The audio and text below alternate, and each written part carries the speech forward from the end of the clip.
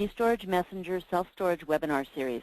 I'm Poppy Behrens, co-publisher of Mini Co-Publishing, and we're delighted to have you in the audience today. This is one of several informative webinars planned for self-storage owners, operators, managers, investors, developers, and other industry professionals. The sponsor of today's webinar is Joshua Management Corporation, which is headquartered in San Antonio, Texas. Joshua Management, a Param Group company, was created through a 20-year quest to provide comprehensive customer service to the self-storage industry, offering site management, employee training, financial reports, accounting, brokerage, and marketing. The Param Group includes Noah's Ark Development, Maverick Investments, NDS Construction, Cross Metal Buildings, and Joshua Management of Joshua Management Corporation. This January will mark the 30th anniversary of the Mini Storage Messenger, providing the self-storage industry with in-depth news and information. Each issue of Messenger offers cover stories and feature articles on the most timely industry topics and trends. Monthly columns contributed by industry experts and accomplished business professionals address a wide range of topics including security, facility operations, technology, legal issues, legislative updates, construction, and development. We also publish a variety of other self-storage data sources, such as the ones you see listed. For more information, you can visit ministoragemessenger.com. We invite you to submit questions throughout today's webinar. To do so, simply type your question in the question area and click Send. We will try to answer every question that we get, but do know that we will answer them either privately or to the entire group. Those answers that can't be questioned, or those questions that can't be answered during the webinar will be answered afterwards by way of email. This webinar is being recorded and will be available for viewing on demand from our archives at ministoragemessenger.com. Today's presentation should run approximately 45 minutes, with the remainder of the hour open to questions and answers. And now I'd like to turn the presentation over to Ann. Good morning, Ann. Good morning, Poppy, and thanks. And first I'd like to congratulate Mini Storage Messenger on their 30 years of publication. They have been a great supporter and an asset to our industry. And we here at the Param Group are very appreciative for their integrity and journalism that they've shown over the past 30 years. And we just send our congratulations to them. I welcome everybody today. Hope you're having a great day. What we're going to talk about today is opening a new store. As a property management company, my biggest nightmare is thinking about my construction company, giving me the go-ahead to open the store and not being ready. So that's why the topic for my presentation today is opening a new store, be ready when the store is ready. And so let's see if we can advance that next slide. So let's get right to it. Yeah, I think I skipped one. My first slide, which we skipped right over, is what we'll talk about is in the beginning. Now the first thing that you need to do is, there we go, thanks. In the beginning, you need to look at your plans. And that's the first thing you do is be very active in the plan review. And you always want to make sure that your office layout is workable, is customer friendly, works well for your manager, provides the right storage, that your electrical outlets are exactly where they need to be. You need to plan out your office on those set of plans as far as where your fax machine is going to be, where your computer is going to be, where your printer will be, and make sure that those outlets are where they need to be to hook up to those machines. The next thing is your counter height. As you can see in the picture that we have here, in order to conform to the disability standards, that we have a lower countertop on either end, so if someone comes in a wheelchair, that they would still have access to sign on the counter. You also at this time want to start thinking about what your interior design is going to be. You're going to pick out your colors. You're going to pick out the theme or your motif on what the presentation of the whole entire office is going to look like. Now, as we go along throughout the construction process, there will be things that I'll bring up that, at 6 months we're going to start working on this, and at 3 months we're going to start working on this. But as we're going through the whole construction process, you can start to think about and plan on some of these things, earlier if you like.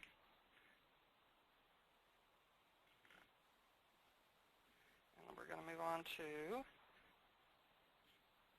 our next slide. There we go. Okay, the first thing I do, which is, yeah, we're getting ahead of ourselves. There we go. In the beginning, I always create a notebook, and in that notebook I have all of the important paperwork that I could possibly need. Now, if you are a self-storage owner and you are going to get a management company to manage your store, you're going to first want to do is get that management contract.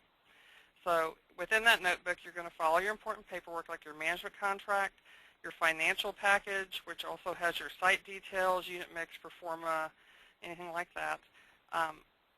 Your partners, if you have partners on your property, all the information dealing with your partners, their name, address, anything to do with them. You want to immediately get your employer ID for your store if you are under an LLC or an LP.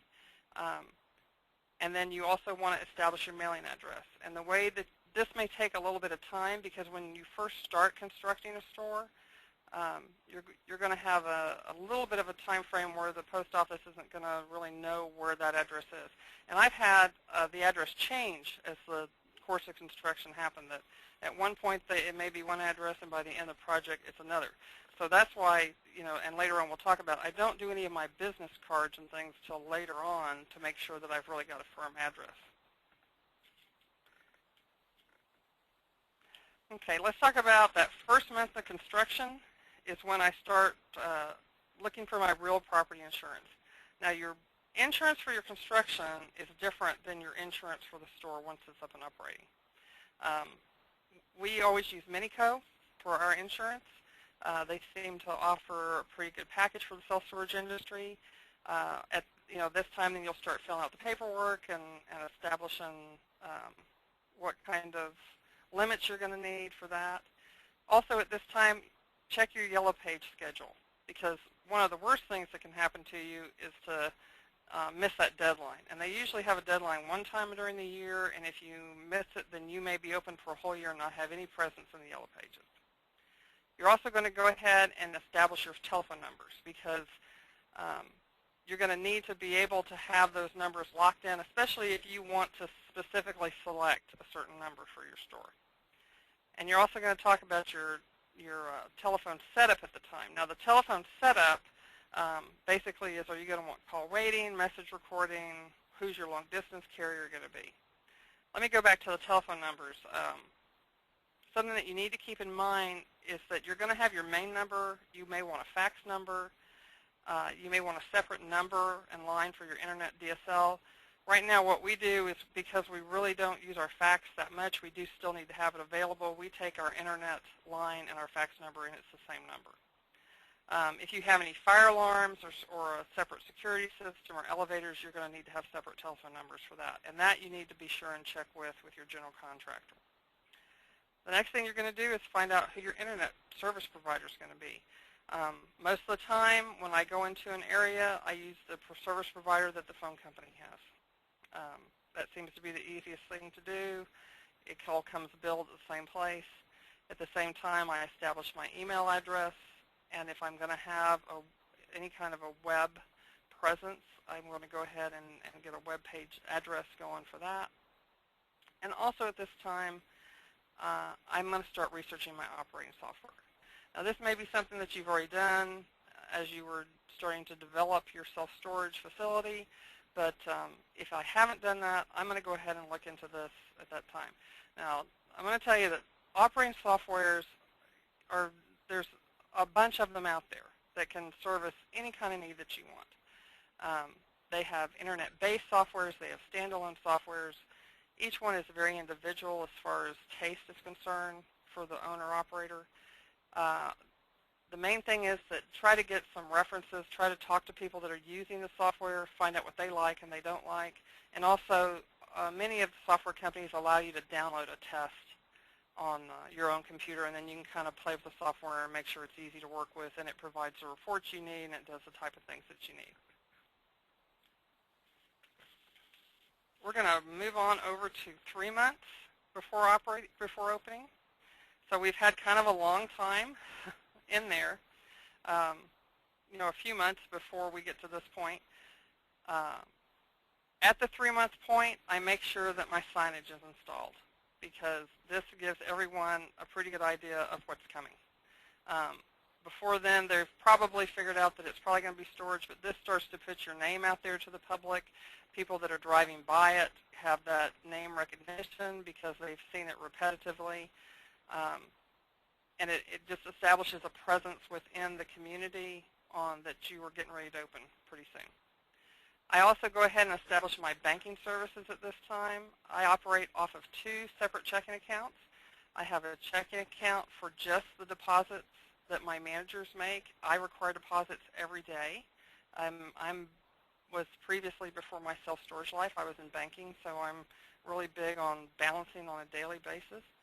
And the second checking account is my operating, and this is where I pay all my bills. Now, because we have other facilities outside of Texas, we will have our operating account here within our own community where our corporate office resides, and then our deposit accounts is usually the closest bank to the store.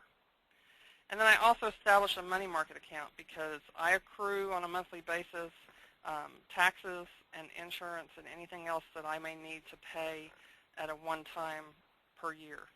And this way I get a little bit of money off of that as if I'm accruing that out of my money that I receive on a monthly basis. Also at this time, I'm going to go ahead and apply for my sales tax ID number. If you're going to sell any kind of retail, then you're going to have this. There are places, it differs from state to state on whether or not self-storage is taxable. In Florida it's taxable, in Texas it's not. So you need to find out before you get started on what requirement will be. The next thing I do is I start working on my credit card setup. I would give this 3 months because sometimes you run into a few problems.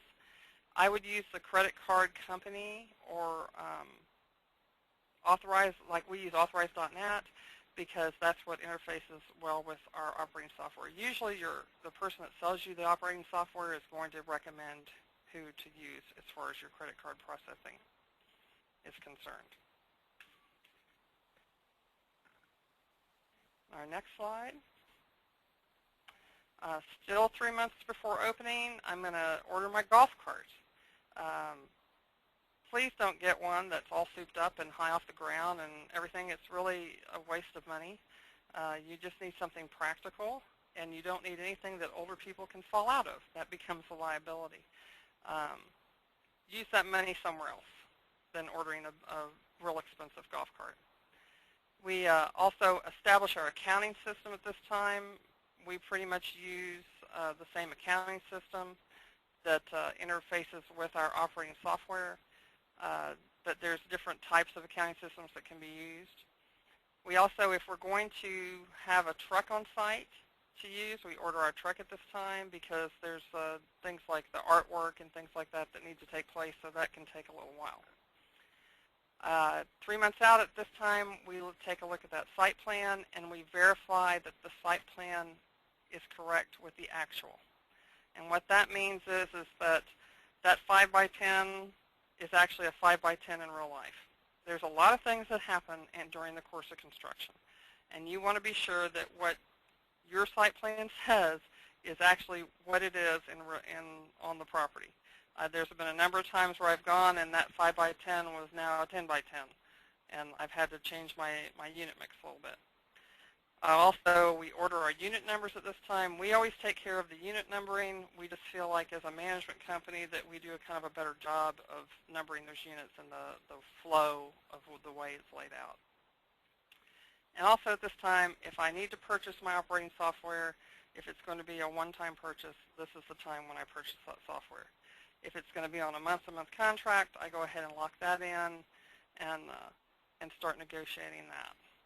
Now, 2 months before opening, and we have a lot to do before that, then this slide is just kind of an overview, and then I'm going to talk about each one individually when we get done. You're going to gather up all your operating forms. You're going to start to look at hiring your managers. You're going to come up with your press release for your opening. You're going to establish any vendors that you're going to use to supply any retail items and things like that. This is a good time to go ahead and join any of your local state organizations or national organizations for self-storage. And you're also going to make a decision on what security services that you're going to use. I always have a security system separate within my office and a monitoring company for that. And our next slide is still 2 months before opening. At this time, I'm going to go ahead and order my stationery. I'm going to go back and verify that the address that the post office gave me at the beginning of the project is still the same address. And then we're going to go ahead and order any kind of stamps and government-required posters, start ordering my banners, and any promotional items that I'm going to be giving away. So let's talk about operating forms. And what I've done here is just given you a basic list of things that you need to just kind of start with. Of course, you're going to have a rental agreement, and this is also known as your lease. Now, I'm very fortunate that because we reside in Texas and I have a lot of my stores in Texas, that the Texas Self-Storage Association provides a really good lease. Also, the Florida Self-Storage Association, which we have stores in, they also provide a very good lease. Now, the best thing to do is to check with your state self-storage association and see what they have to offer you, because they have put in the time and the effort and all of the legal aspects to making sure that that lease is pretty ironclad and is in your favor. If they don't, then you're going to have to go about trying to develop a lease on your own. You're going to need some probably legal counsel on that, or try to come up with one within the self-storage networking that you hopefully have established. The next thing we have is a change of address form, a move-out notice, a notice of unlocked space that we send to customers when they haven't locked their space, authorization of release by tenant, notice to issuer of return check, notice of claim, and notice of public sale. And those last three all have to do with the lien process, which we never like to do, but we always end up doing in self-storage. Other operating forms, at this time you need to decide what kind of insurance that you're going to offer for your clients. And there's two different types of insurance that can be offered. We use Tenant 1, where we hand the person the pamphlet. We tell them that they are required to have insurance for their goods that are stored on our site. However, we're not insurance salesmen, but they can contact this phone number and they can talk to them about what the amount would be per month to insure their goods. It also has a great form in there, the little tear out that says that they take responsibility completely for the insurance, and we staple that onto our lease agreement and we file it. And that way we're covered if anything ever happens. The other type of insurance is that you would take the payment. It gets tacked onto the amount of the rental per month, and then you pass that premium on to the insurance company. Some people can make some money off of that. It does take a little bit of administrative, time and effort to do it, but it's just kind of a personal choice on what you want to do. Also at this time, I gather up all of my truck rental forms, make sure that I have the correct contracts that I need, I have a good damage check in and out, and that procedure is being formulated at that time. Our next slide is going to talk about hiring the managers. Now, I go ahead and I start this early because sometimes it just takes that long to hire the right person. When you start to look at hiring your managers, I recommend that you have a good employment contract. Now, you can find some pretty good employment contracts on the internet and then kind of tailor-make them to what your requirements are, but I always spell out exactly what my requirements are for employment. This also covers their pay and what their pay scale is, if there's any bonuses, vacation time, sick days, things like that, so that there's never any question on what our agreement is. Also, if you happen to build a storage or have a storage that has an apartment, I always make my manager sign an apartment lease. Now, I don't charge anything for my apartment. That's part of the benefit of working, at the store. But I do require that they sign the apartment lease, and there are certain stipulations on pets, and if there's any damage done by them, that they are required to notify me, and they may have to pay for that repair or whatever. We have a standard medical insurance that we offer our employees. You need to decide whether you're going to even do that or not. I put together a new hire packet that I give to the employee, and that is just some general forms for them to fill out that contains their name, address, phone number, next contact, next of kin contact, things like that. Also within that I have information on insurance that's provided. That would also have the employment contract and the apartment lease within that. When you go to hire your managers, if you're hiring someone that's not within the same community that you are, you're going to have to address them whether or not you're going to pay for moving expense. Many times people are just, willing to make the move and pay for it themselves, but sometimes in order to get that really fantastic manager that you want, you may have to help them with some moving expense. Also at this time, you may have to be able to step up and provide them a temporary residence. If you find that person, 2 months before you open and you really want to, lock them in and they need to either quit their job or move into your community or your town at that time, then you may have to provide them with someplace to live. And usually it's an extended stay hotel is what we use. And I also talk about our uniform policy and start ordering uniforms for the person and find out their sizes and sometimes color preferences and things like that. The next thing we're going to do is we're going to line up our vendors for our retail items, decide what it is we're going to sell. And one way of doing this is to go and visit other stores and buy a box or two and comment on some of the retail items on the shelf and ask that manager, so does that mattress cover sell pretty well? Or you're kind of shopping the competition, because they'll be sure and tell you, if they sell that's a big mover or this is not a big mover. You don't necessarily need to tell them I'm opening the store down the street, but they're usually pretty open to commenting on what they sell a lot of and what they don't, and that will kind of give you an idea. The other thing is we always try to find a vendor that will help us do a retail setup. And they seem to be better at that than we are. So that's something to ask when you are looking for those retail vendors. And our main items that we carry are shelving, boxes, locks, tape. And we do carry mattress covers and bubble wrap and things like that. Next, let's talk about memberships. And I think it's going to move here in a minute. There we go. Absolutely join your state self-storage organization. This is a great source of knowledge. You're going to meet a lot of great people within your state self-storage organizations. I've become really good friends with people within mine. It's a good place to network. It's a great place to get education. I can't say enough about the ones that we belong to.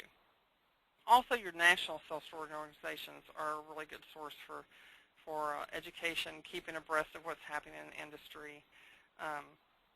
Every once in a while you get to go to a great trade show, and also it's a good networking place. The local Chamber of Commerce is something that you need to investigate and see if they're active, because some Chamber of Commerces are more active than others.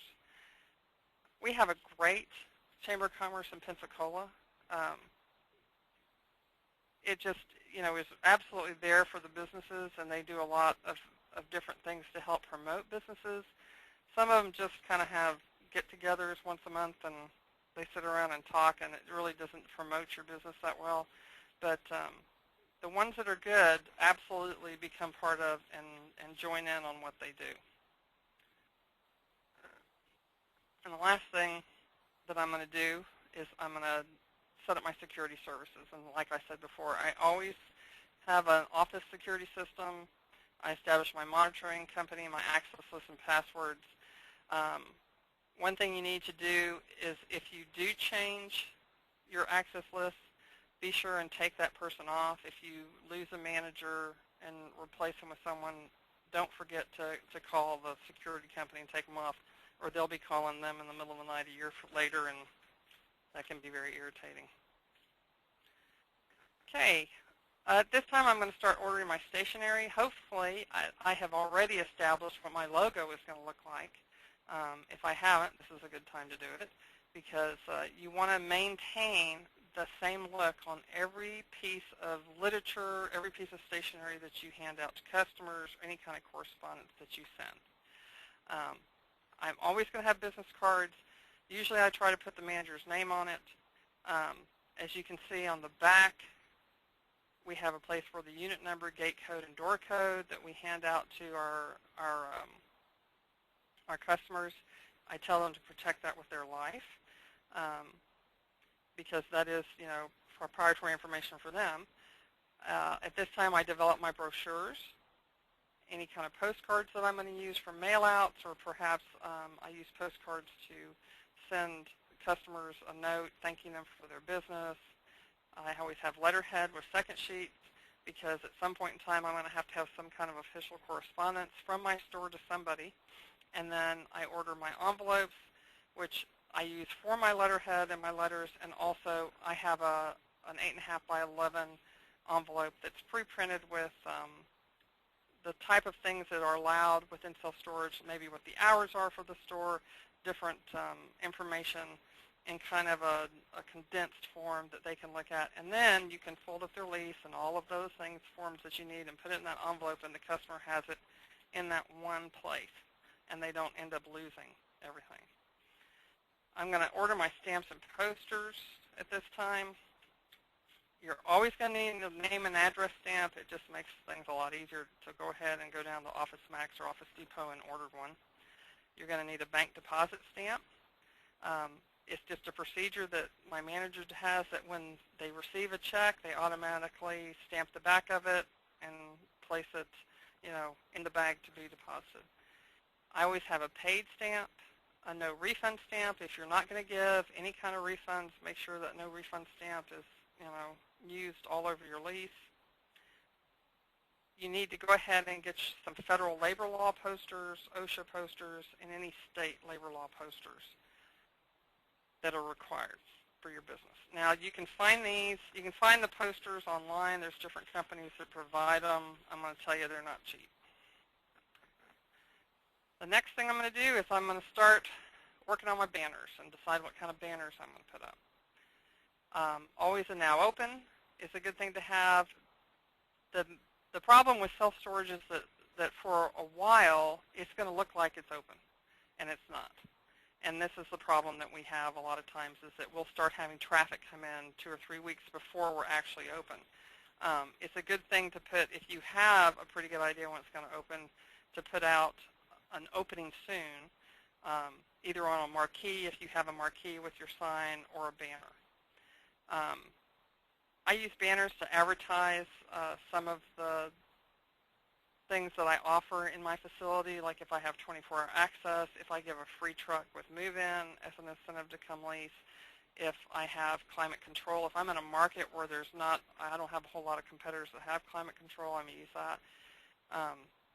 I'll put my phone number on a banner. If I'm running any specials, 1 month free, half month off, things like that. And then I always have a small banner that says boxes of moving supplies, because people will tend to forget that that's a good place to go ahead and get those things as they're driving by. They forget that self-storage sometimes has those type of items.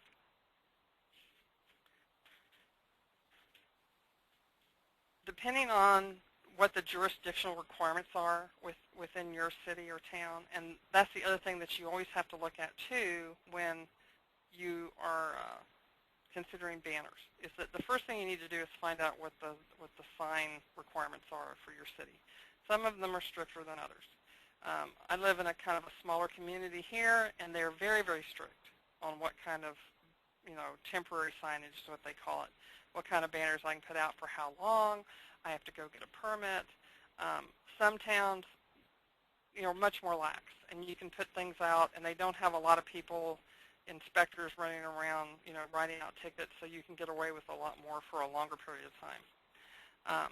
But on that note, if you can, for your opening, be sure and put up some flags or wigglers or streamers.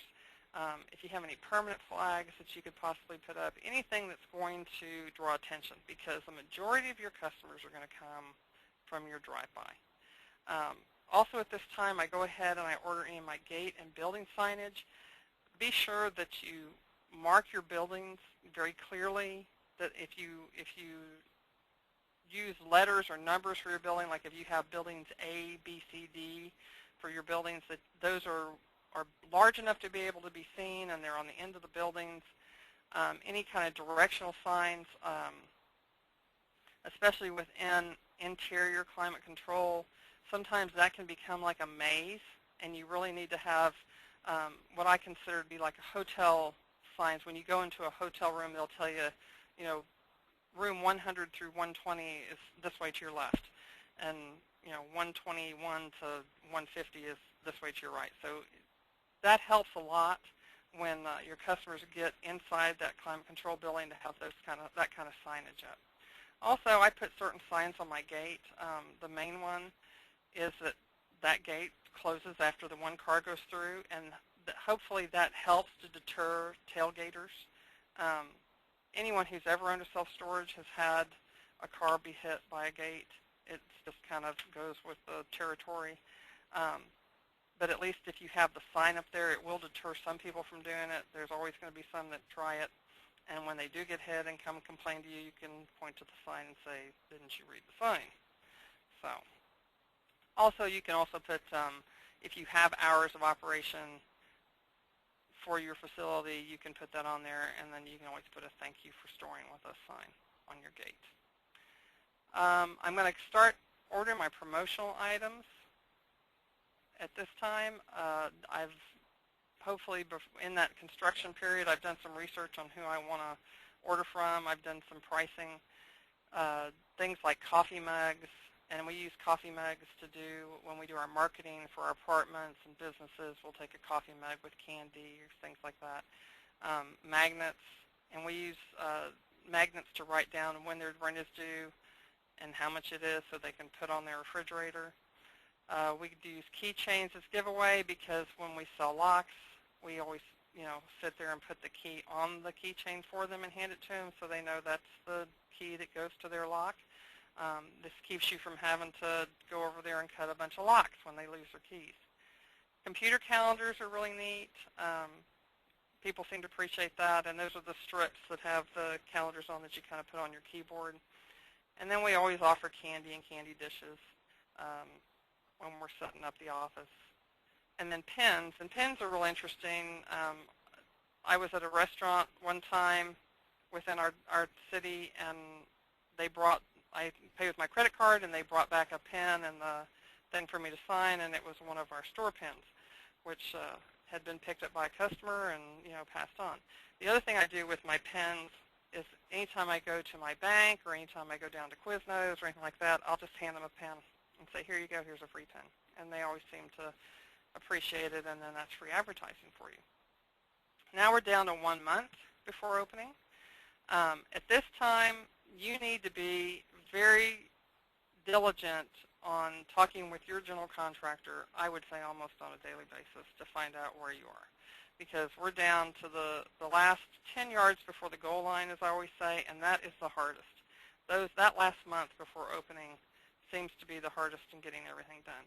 So at this time, you need to be in close contact with that general contractor.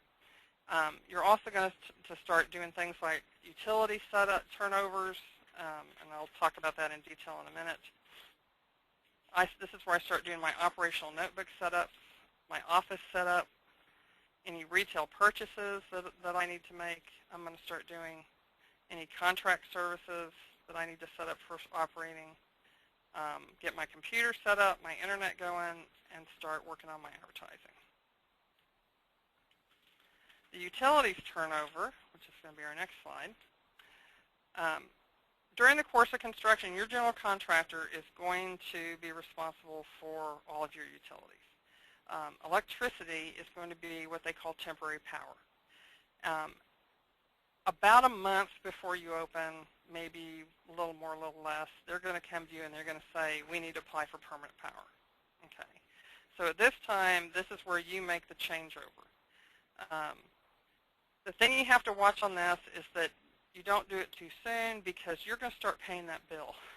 And sometimes if the construction company is not really down to that, like I said, that last 10 yards for the goal line, they're going to still have quite a bit of electrical and utility usage to be done, and you're going to end up paying a bigger bill than you really want to because you're still paying for construction type costs. So you're going to start the process of turning over the electricity, the water, gas, trash. You're going to start deciding what trash pickup you want. If you want to even have a dumpster, I know that there's some operators that don't even have a dumpster. We always do. The construction company is going to have a very large dumpster on site that you're not going to need one that size. So at that time, you're going to start bringing in your dumpster. There should be some kind of lap over, because what you don't want is you don't want the construction workers and the construction company putting trash in your dumpster. You want them to be able to have a larger dumpster for construction type trash available to them, because what will end up happening is you'll end up having to have your dumpster picked up, and it costs you every time they come to get it if they do more than what they contract for. Also at this time, you're going to go ahead and get your telephone system installed and start getting the security system to where every time anyone goes in and out of the office that it's they have to hit that security system. Operating notebooks. The type of notebooks that I set up, and it's really it's kind of to keep everything organized, is that I have a separate notebook that has all my computer disks in them. Just don't throw them in a drawer, because you'll never find them again. But go ahead and get a notebook set up for your printer disks, for any of your software disks. If you have a gate system and they have the CDs, then that's basically what I'm talking about. Then they'll be all in one notebook, so if you ever have to go back and access or reload any kind of software or information, you've got them right there. I have a separate notebook for any kind of operating forms that I use. Now, the one thing that I do is that when the store opens, I email the manager from my corporate office, and attached on that email is going to be all the forms that they need. But I also keep a hard copy backup just in case something happens where they can't get back to that email. And I have them save the attachments, which is going to be each type of form that we used, somewhere on their computer. But having a good hard copy backup is not a bad idea. I have a marketing notebook. And within that marketing notebook, I'm going to have, all of the plans that I have on where to go market, what businesses need to be seen, the procedure for my manager to do that marketing, how often they have to market, the type of things they need to say when they go out and talk to businesses or apartments or homeowners associations. Next notebook is I always have a competitor notebook for my competition. And everyone in the self-storage industry does this, as they call around once a month and they find out what rates are being charged. They try to get a feel for what occupancy their competition has. You probably never ever get a real answer on that. But this is a separate notebook, and it's something that I require my managers to do on a monthly basis. And that gives me an idea of where I am in the marketplace as far as the rents that I'm charging and how well I'm doing and compared to everyone else. I have a human resource handbook that I make my managers sign that they received and have read, and this just outlines all of my policies as far as human resource. It kind of expands upon the employment agreement in much more detail. And then I have a management operations handbook, and that's basically my policies and procedures on operating the store. Now, we're down to 2 weeks before opening. At this time, I'm going to install my computer and my operating software and make sure all of that runs well. Okay? I'm probably not going to have my gate operating by this time. The gate is the last thing that seems to go in whenever we build a property. And I'm getting that gate operating the day before I open. But I am going to go through and make sure that my operating software is running like it's supposed to, that all of my unit numbers are in there like they should, that they match up with the physical facility itself, that my computer's working well, the internet's working, that if I had to lease a lease, I could do it on the computer, before the store opens. I also set up all my unit folders at this time, start getting my folders set up for any kind of admin things that I need to have. I have my golf cart delivered because I'm going to start really walking and working the property now, because a lot of my construction people are starting to get off of the job. So I'm going to have better access to different parts of the property. And I'm going to start punching out my property. And punching out, your general contractor is going to tell you that he punched out the property. That's fine. They can punch out the property, but you really, as the owner or the manager, needs to be the one that does that final punch out. And we open every single door on the property, because if you have a door that doesn't open well, that makes a big impression on your customer. So what you want to do is we open every door, we look at every unit, we make sure that everything looks exactly the way we want it to. If you have an apartment, we go through the apartment, we make sure everything works properly within the apartment. Same way with the office, if there's paint touch-up that needs to happen, if there's bird baths within the drives, we make sure that, just hope that it rains while you're doing this punch-out, because you'll be able to see that. But be as picky as you possibly can be, because that is the time to get that general contractor to fix anything that needs to be fixed. It's a lot harder to get those subcontractors out there 2 or 3 weeks later when you've discovered something's wrong. Now we're down to 1 week before opening, and this is where a lot of work is going to be done. You're going to go ahead and decorate your office. Either you can do it yourself, or you can hire somebody to come in and do it. Just depends on what you want to do. Hopefully, you've already decided, you have a pretty good idea of how you want your office to look. So, and you've maybe done some research on what the cost is going to be, on how much money you're going to spend. You're going to really get down and start training your managers on the procedures of the store, on how you want them to lease, how you want them to deal with the customers, what the requirements for them are. You're going to finish your punch out. And a lot of things you'll notice just as you're on the property for a while. But it's a good thing to sit down and kind of make a list of the type of things that you want to be looking at when you do your punch out. You're going to write a press release and send it to as many places you can that you're getting ready to open, and who you are and where you're located and what your phone number is. You're going to go ahead and set up the office. And also at this time, this 1 week before open, is when I go and buy my office supplies. Now, I encourage you not to overdo the office supply issue. When we first started opening stores, I had an office supply list that was probably 3 pages long. It's down to 1 page now. You don't need a whole lot of stuff to operate your office. Basic office supplies, staplers, tapes, pens, notepads, clipboards are good. Things like that, but you don't need to go overboard in buying your office supplies. You can use that money in marketing. I start hanging up my banners because I'm getting real close to being able to, I don't put my now open up yet, but I do put other things up so people are getting the idea, okay, they're getting ready to open. I send out any mail outs. If I've decided to do a mail out, I send it out 1 week before opening.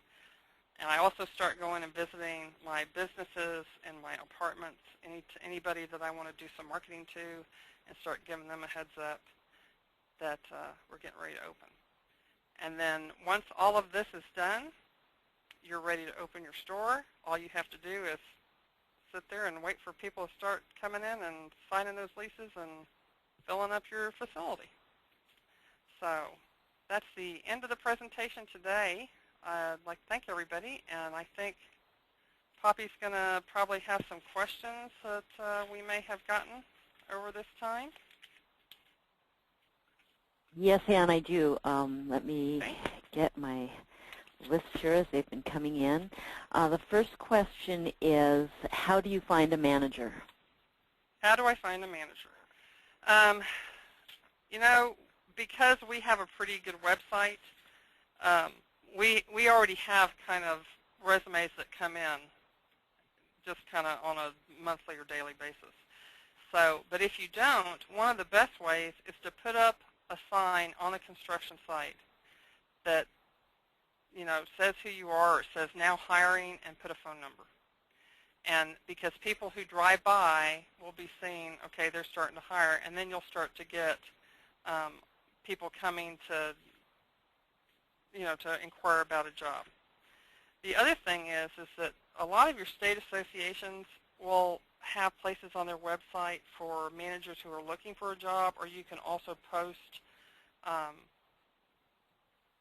the fact that you are looking for managers, that you have a job opening. So that's another good way. And then the last final resort is to put it in the newspaper, because people still do look in the newspaper, I found out. Okay, the next question is, do you have any examples of press releases that you can share? Press releases need to be just kind of short and to the point. I would just say that XYZ Self-Storage will be opening, within the next few days or within a week, and list what you offer. And then at the bottom you may say, if you have a manager, say, Sarah Chandler is our manager, be willing to come and help you with anything that you may have as far as your storage needs, and be sure and put your address and your phone number. Usually local papers are real interested in getting things to print. So a lot of times, they're real willing to print as much as you want to. Okay, the next question is, Anne, who is your credit card processor? Who is my credit card processor? PPI, Payment Processing Incorporated, I think, and then it comes through the internet, all through authorized.net. Okay. What characteristics qualify the best location? Okay. What characteristics qualify the best location? This, to me, and this is kind of what we have determined over our research, is that what you have to realize is that this is a retail business as well as a real estate business.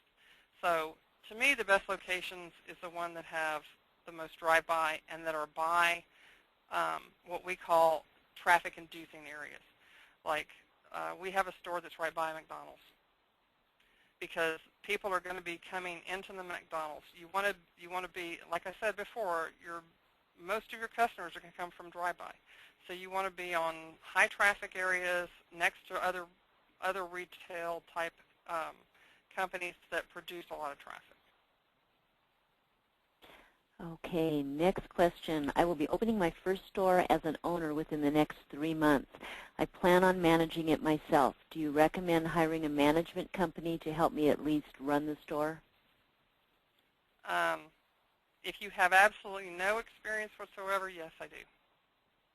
Or at least have somebody come in and consult with you. One of the things that we do, and I know other management companies do, is that they will come in with a new owner and they will consult with them on opening the store and getting them started and operating, and then they're kind of on a retainer basis that if they have any questions for any specific incident, that they can go ahead and call and it'll be answered. So that's something other than, unless you want to just turn it over completely to a management company, you can use them just on a consulting basis to open the store with you and get you trained. Okay, next question. What is your budget for opening a new store? My budget for opening a new store, and this is going to, I know everyone's going to probably, they're going to take their breath away, but I'll kind of go over exactly what's in there, is anywhere from $20,000 to $30,000. Some things, the money can be adjusted, but some things just cost what they cost. In there you have computer equipment, office furniture, office equipment, supplies, the golf cart, any tools and maintenance that you're going to have to run your store, your carts and dollies. We have an amount for decorating expense. Our signage and banners is in there, brochures, yellow pages, any promotional items, our startup point of sale, which would be our retail items. We have quite a bit in there for our marketing campaign, and then advertising marketing, we have miscellaneous. So those are the type of items that are covered within the budget. And like I said, some things like computers just cost a certain amount of money. Determining, how big you want that yellow page ad to be, it could be anywhere, there's a range of amounts that could be paid for that.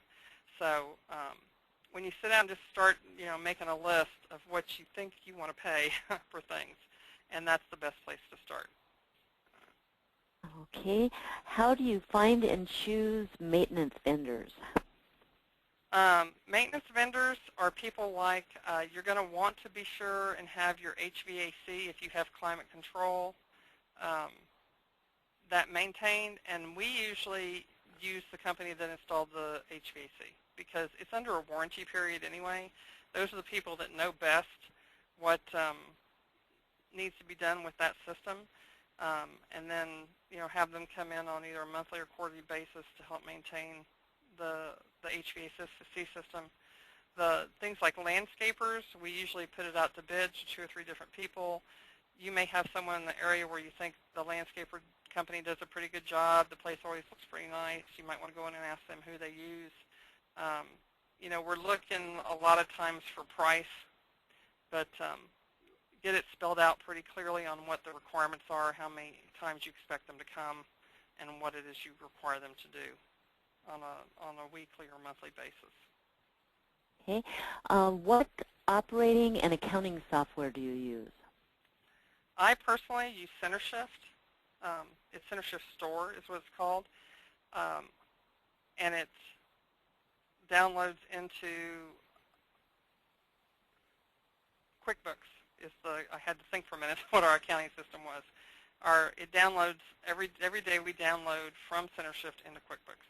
The reason why I use CenterShift is that it's an internet-based software, and because I have multiple stores and I am in multiple states, I just find it easier, and it also does the type of accounting and revenue reporting that we needed to have.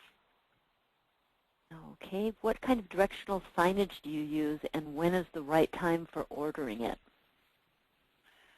Directional signage, I think I probably ordered that a couple months out,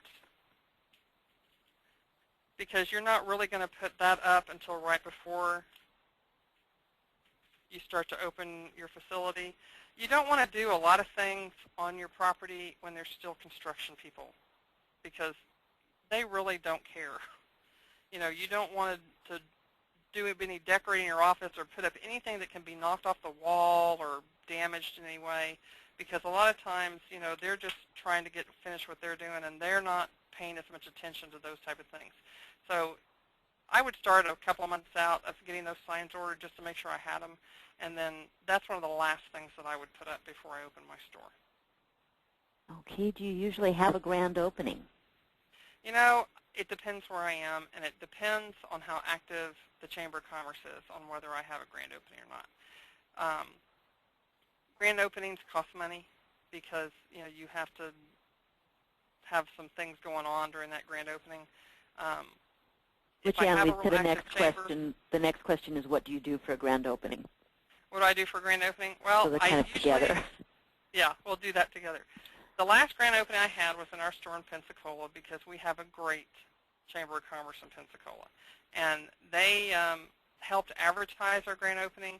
We had a local radio station come. They had, because we're a Noah's Ark self-storage, they contacted the zoo, and the zoo brought out animals on site for, when people came, and we always have it on a Saturday so kids can come. We have food available and drinks and things like that. The managers are there, or some of our staff's there to help walk through and talk about storage in general. So it's kind of like what you see when it's a promotional type thing. Like I said, we had the radio station there and things like that. Okay, great. Let's see. What is my next question here? Do you recommend internet advertising? I have had some success with internet advertising. Usually it's tied to a local TV station, because a lot of people will go, especially to the weather, they'll go to the local TV station weather page. The main thing with marketing is that there's not a real firm, positive yes or no answer to me on marketing. You have to just sometimes try things and see how well they work. The main thing with spending money on marketing is, what is your return? How many leases are you getting from that marketing piece? So I don't spend a lot of money on Yellow Pages anymore unless we go into an area where there's a lot of older people, because I can't tell you the last time I looked at Yellow Pages personally. Everybody Googles everything now. If they want to find something, they go to the internet. So, there are certain sites that you can look at where you think people are there's going to be a lot of traffic that would catch their attention. But I would start with the TV stations' websites, because people seem to go to those quite a bit to see news and weather and things like that. Okay, here's a question. Do you find that add-on services such as post offices and U-Haul rentals detract from your ability or your manager's ability to successfully run a facility? That's the $10 million question. Sometimes they do, and sometimes they don't.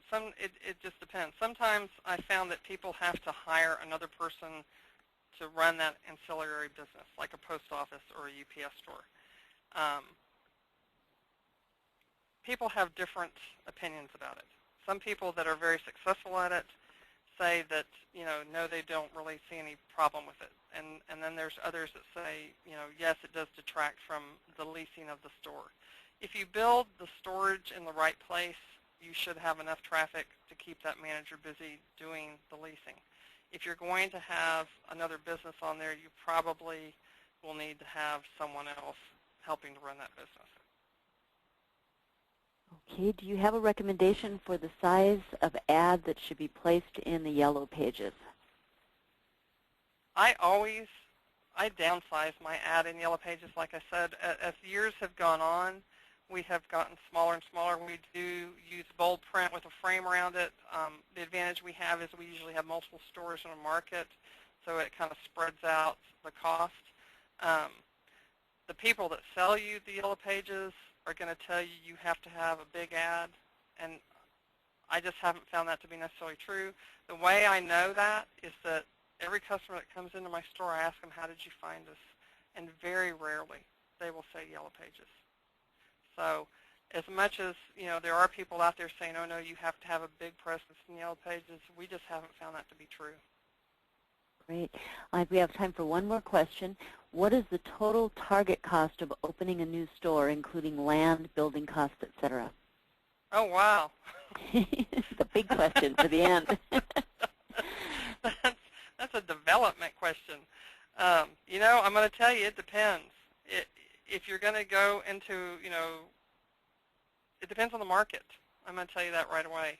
It depends on how big of a store. You can spend $4 or $5 million. You can spend $10 million, land, everything.